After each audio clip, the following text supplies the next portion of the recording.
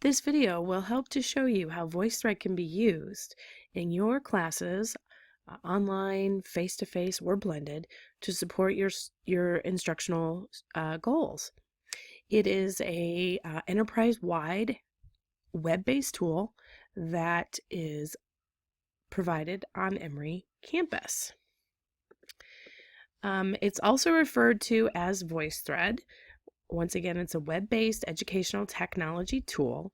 It supports asynchronous video, audio, and text-based content and discussions. And asynchronous meaning that every learner and faculty can work independently to share rich media, content, and discussions. It is integrated with Canvas, so it supports an excellent student learning interface, and it offers a human experience to online environments. What are a few ways that VoiceThread can be used? We can use it for lecture delivery, where students can pause and comment and ask questions. It can be used for icebreakers and introductions, or an instructor welcome, or an announcement. It could be used for open discussions, debates, and discourse, presentations, individual and group. It can be used as field studies. There is a mobile app, which is really lovely. Otherwise can be used for demonstrations, where students can take video and upload that directly to VoiceThread. It could be used for oral exams, formative, summative feedback, any type of language learning and discussions, and visual arts. So let's take a quick spin and see a little bit more about VoiceThread. When it comes to instructional videos, broadcasting them is not enough. If all we needed to do was make instructional video available, we could shut down every school in the country and just send our kids over to YouTube. We all know that's a bad idea. But why? Because transforming learning content into effective understanding requires that students actively engage with that content, and also with their teachers and with their peers. And it is the level and the quality of that interaction that will determine long-term learning outcomes. VoiceThread is the most advanced platform for video engagement available anywhere. Not only can you insert a comment at any point within a video, but that comment may be either text, audio, or video, and it can include integrated highlighting annotations. It also enables something you won't find anywhere else, multi-frame comments that allow you to start your comment on one frame, but then during that comment, play and pause and move to any other frame in the video, fluidly comparing and contrasting multiple elements as if you were sitting in the same room with everyone else. The resulting comments and the conversation are not virtual post-its.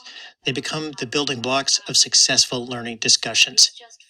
The VoiceThread video toolset is easy enough for anyone to use, but it's also robust enough to enable the very highest quality video interactions possible.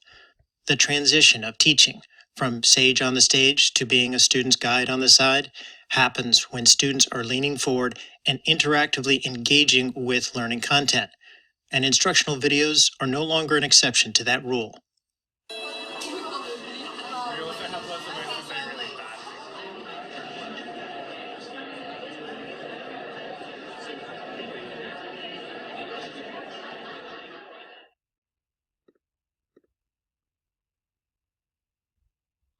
Now let's talk commenting, and all of those options can be found behind this comment button down here.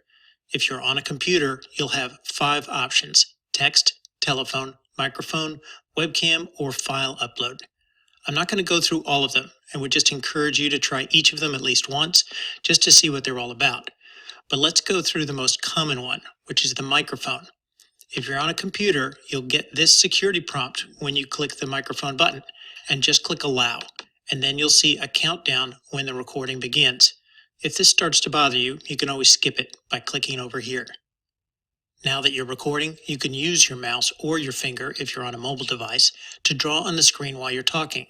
And I encourage you to do this because it really helps people stay engaged and focused on whatever it is that you're talking about. And if you want to change the colors, just click down here and pick another one. And if you don't want the lines to fade, just click here and they won't fade anymore. Lastly, when you're recording, you can always go to other slides by clicking the arrows down here, and this allows you to do contrast and compare comments on elements of different but related images.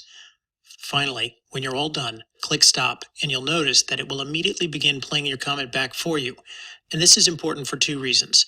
First, you should check to see if the sound quality of your comment is adequate.